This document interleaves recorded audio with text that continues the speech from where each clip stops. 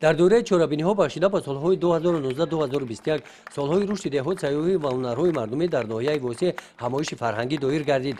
در این چرابینی از 8 دهه جماعت دهات گلستان، دهات فیض‌آباد، گلستان، مهرآباد، بنام سعدالله شریف، استقلال، ظفرآباد و دهنه نورستان اشتراک نمودند. چرابینی مذکور از بخش‌های جالب نمایش هنرهای مردمی، سر لباس‌های ملی خاص مردم کوهستان و بخش ویکتورین سوال‌ها از تاریخ تاجیکستان عبارت بودند. رفت ویکتورین نشان داد که نورستان از تاریخ خلق تاجیک و اوید به تاریخ دهه خود معلومات خوب دارند. یکی از قسمت‌های دیگر این همایش رسم‌های پیشنهاد نموده نورستان جالب و پرمضمون بودند. موضوع رسم‌ها دهه من، طبیعت دهه و محافظت طبیعت را افاده می‌کردند.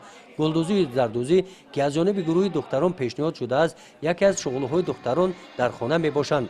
از جانب هیئت حکمان که از نمایندگان ساحه معارف و فرهنگ عبارت بودند، هنر و مهارت نورستان بهاگذاری کرده شدند.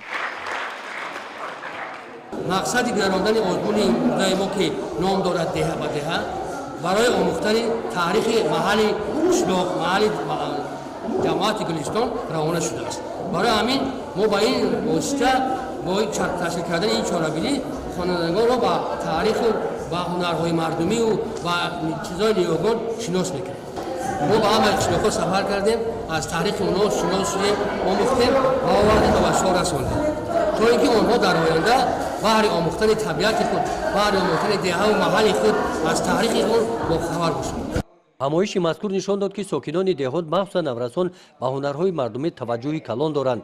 این نورستان خواهش دارند که روزهای جشنواره‌ها در ناحیه و بیرون از آن در نمایش هنرهای مردمی اشتراک نموده هنر خود را معرفی نمایند.